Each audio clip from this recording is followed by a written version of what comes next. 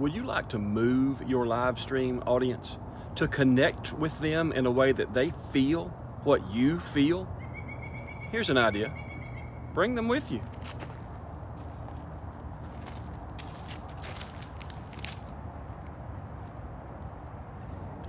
Auto Zoom in the Pivo app is a fantastic feature that allows the camera to zoom in and back out in the smart tracking feature. So as I back away with it on face tracking, you're going to see the auto zoom function keep me full in the frame. And then as I zoom back in, it keeps me from walking through the frame and zooms back out. Pivo says it will automatically zoom in to make sure you stay at least 10% of the frame. My experience says it's going to keep me about the same distance from the top of my frame all the time as the adjustment is made. Now it has tracking adjustments so that you can have it track you left and right at whatever speed you desire. If you're not familiar with the Pivo apps yet, head on over to getpivo.com and check out what they have to offer. Now, for the Pivo app to work with your smartphone, you're going to need to connect it via Bluetooth. And that's done in the Pivo app. Just start the Pivo Pod up, then open the app, and it's going to ask you if you want to connect. It will do its own searching for devices, and then it will connect. Once you've paired with the Pivo Pod, it's going to open the app in the capture feature. You can enable auto zoom, the feature we're talking about today, by swiping to the left and opening up the mode settings. You can toggle the auto zoom on here.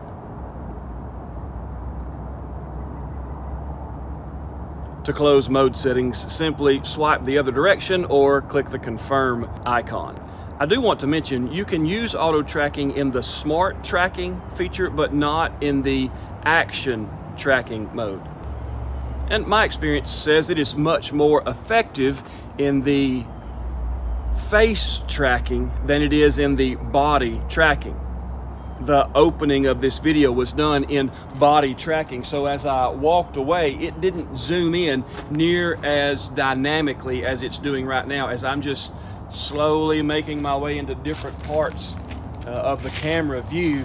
You can tell that it's keeping me full in the frame. I am now about 6 feet from the camera, whereas I started out more like 2 feet or so.